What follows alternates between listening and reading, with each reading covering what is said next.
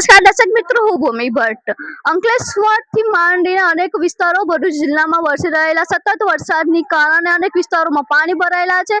અમુક લોકોના ઘરો સુધી પાણી ભરાઈ રહેલા છે. ત્યારે સંજયનગર વોર્ડ નંબર 4માં સત્ય ટીવીની ટીમ આવી પહોંચી છે. ત્યાં કમર સુધી ઉપર પાણી ભરાઈ ગયેલા છે. લોકોની જીવન જરૂરિયાતની વસ્તુને કયા નુકસાન પહોંચ્યા છે, તંત્ર અહીંયા જોવા આવે છે કે નહીં, કેટલા ટાઈમથી આવી છે કે નહીં, આ સમસ્યા કેટલા ટાઈમથી છે કે નહીં, તે જોવા માટે સમગ્ર લોકો જોડે વાત કરીશું. જાણીએ લોકોનો પ્રયાસ શું છે.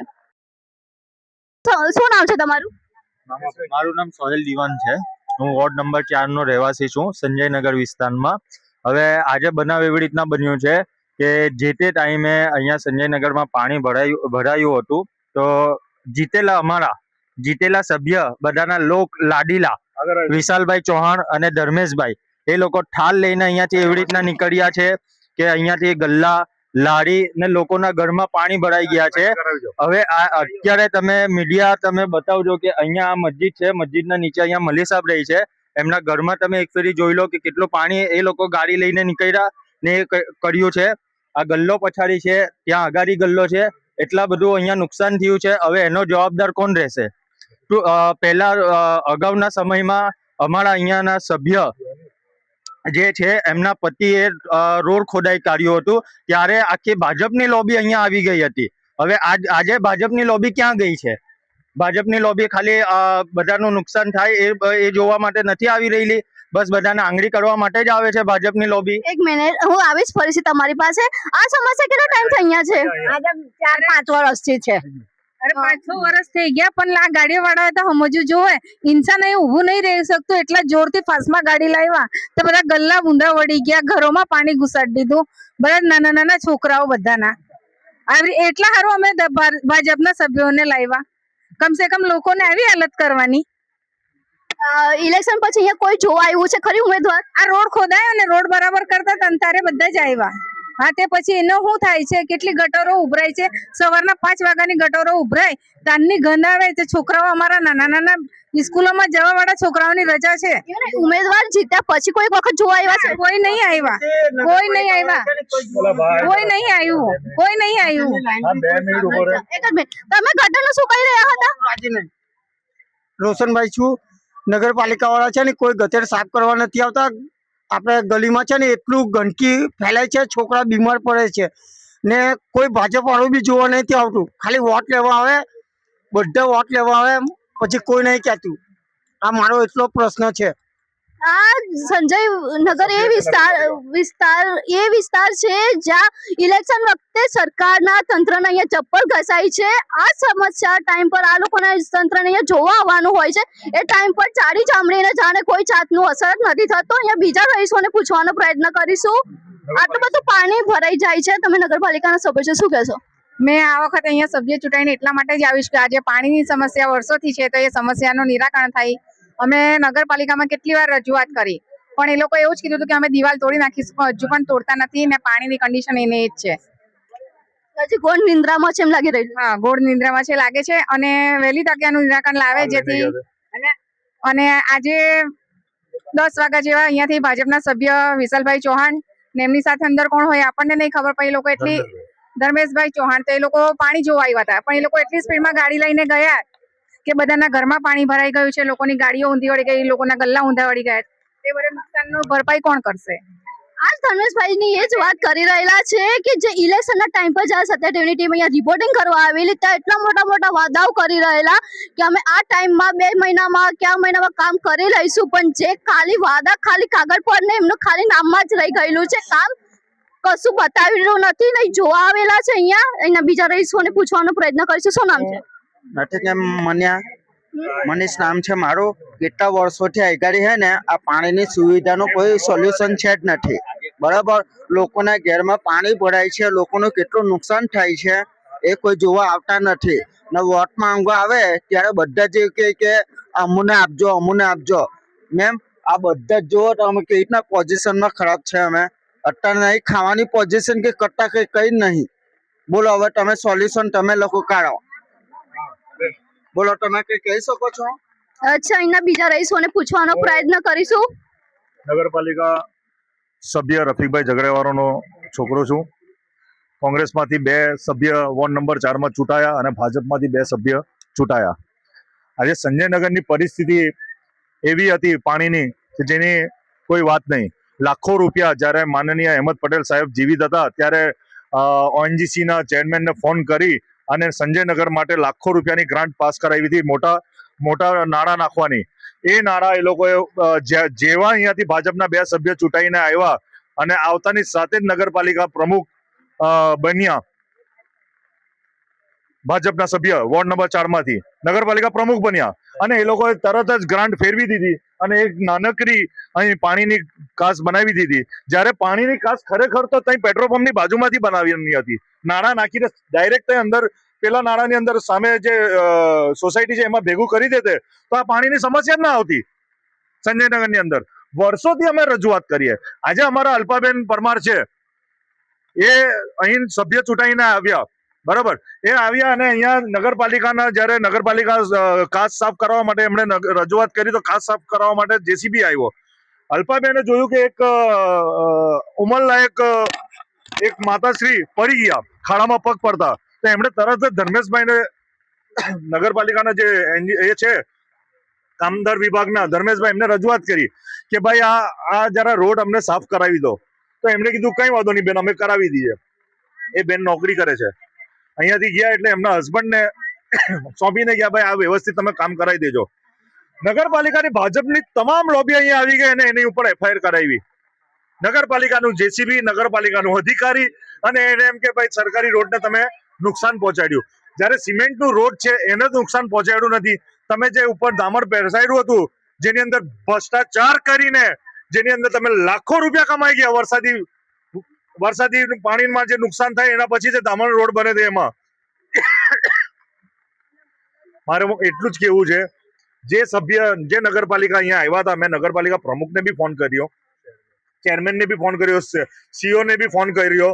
તમે એવી રીતે અહીંયા આવો જેવી રીતે રસ્તો તમારો તૂટી ગયો હતો નગરપાલિકાનો, જે બિલકુલ બોગસ તમે ફરિયાદ કરી હતી અને પોલીસે બિલકુલ બોગસ ફરિયાદ લીધી હતી. ફક્ત અને ફક્ત એક જ સભ્યની ઉપર એ લોકોએ એક્શન લીધું, પોલીસે પણ. કેમ જેસીબી જમા ના કર્યું? જો સરકારી કામમાં નુકસાન થયું હોય, સરકારી કામને નુકસાન પહોંચાડેલું હોય તો મુદ્દામાલ જમા કરવું પડે કે ના કરવું પડે? પોલીસે કેમ મુદ્દામાલ જમા ના કર્યો?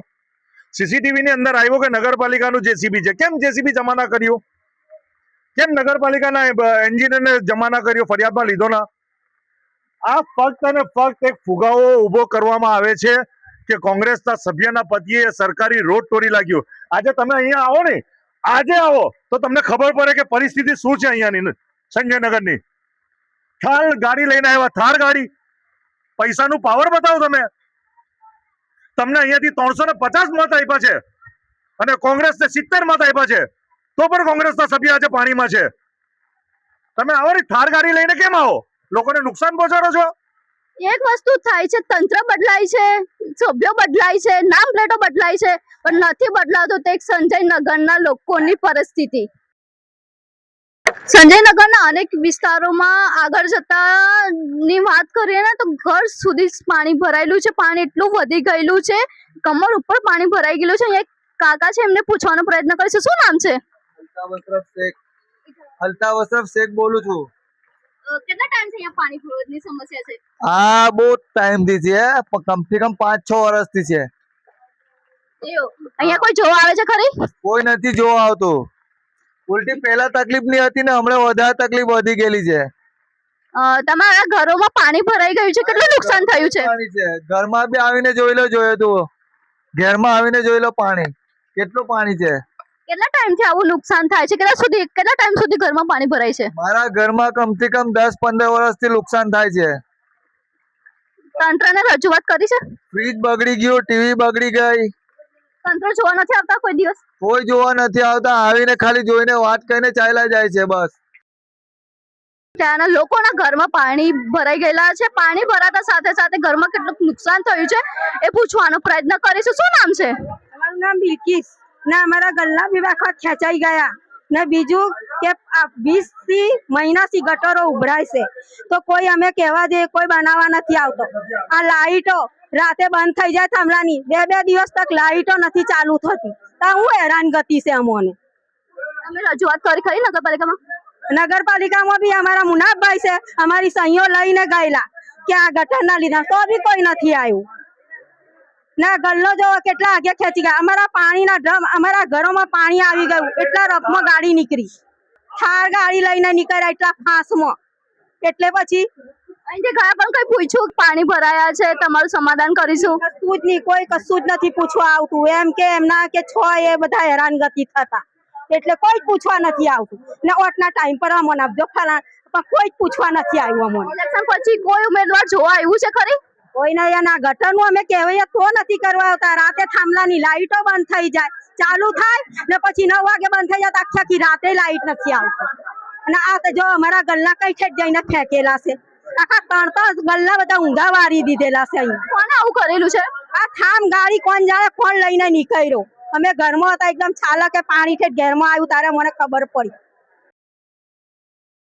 સંજયનગરમાં અહીંયા ઘૂંટણ સમાન પાણી સાથે લોકોના ઘરમાં એક્ટિવાથી લઈને સ્કૂટરો, બાઇકો બધું તણાઈ ગયેલું છે. ને ત્યારબાદ અહીંયા જો પાણીને જોવા જઈએ તો ઘરના લોકોના સામાન સાથે ઘરની ઘર વખરી પણ અહીંયા બહાર જોવા મળી રહેલી છે. અહીંના રહીશો જોડે વાત કરવાનો પ્રયત્ન કરીશું. શું નામ છે? ઉર્વશીબેન. કેટલા ટાઈમથી આ સમસ્યા છે? અરે દર વર્ષે એવું છે. શરમ કરો તમે તો, ભાજપ વાળા, કોંગ્રેસ વાળા, જે કોઈ હોય શરમ કરો તમે. શરમ હોય ને તમારી અંદર થોડી બી હવે આવતા નહીં અમારા ફળિયામાં. બસ એટલું જ કહેવાનું છે અમારે. એક દાદી ઉપસ્થિત છે, તે દાદી જોડે વાત કરવાનો પ્રયત્ન કરીશું. દાદી શું નામ છે? લક્ષ્મીબેન. મને હમણાં ને બેટા આ પાણી ભરાઈ ગયા બેટા, શું કરે દેખાતો નહીં, હમણાં તો નહીં. આ જે દાદી છે એમને ના સંભળાય છે, ના બોલી શકાય છે. આ દાદીની ઘરની પરિસ્થિતિ જો તમે જોવા જાવ ને તો તમને બી શરમ આવી જોવે સરકારને. વોટો માંગવા આવો છો, વોટના ટાઈમ પર તમારે જે ચપ્પલ ઘસાય છે ને આવા ટાઈમ પર તમારે ચપ્પલ ઘસાવા ખૂબ જરૂરી છે. સંજયનગરમાં બીજા બી રહીશો છે, એમને પૂછવાનો પ્રયત્ન કરીશું. શું નામ છે? શંકરભાઈ રતનભાઈ વસાવા. કેટલા ટાઈમથી આ સમસ્યા અહીંયા છે? આ સમસ્યા તો જ્યારથી આ ઝુંપડપટ્ટી બની છે, સંજયનગર બની છે, ત્યારથી આ સમસ્યા છે. એ નારું બનાવ્યું છે તે પણ પાણી નીકળતું નથી. નારા એ લોકોએ બનાવ્યા છે, નારું નાખ્યું છે સોસાયટીમાં રહીને, પણ એનું જો ગટર બદલું જો પાણી નીકળવાનો રસ્તો છે એ પાણી નીકળતું નથી.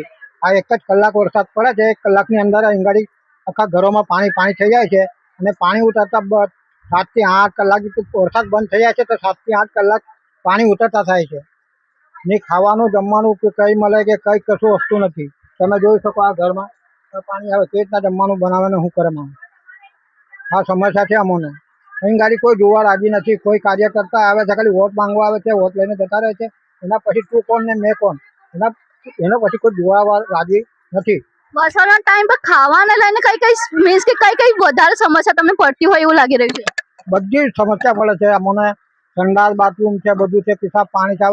આ પાણી ભરાઈ ગયા છે. કોઈને માણસની તો વાત અલગ છે, લેડીઝને પેશાબ લાગી તો બૈરું જાત કાંઈ જાય. તમે પેલી માસીને જોયા, આંખથી દેખાતું નથી, કાનથી સંભળાતું નથી.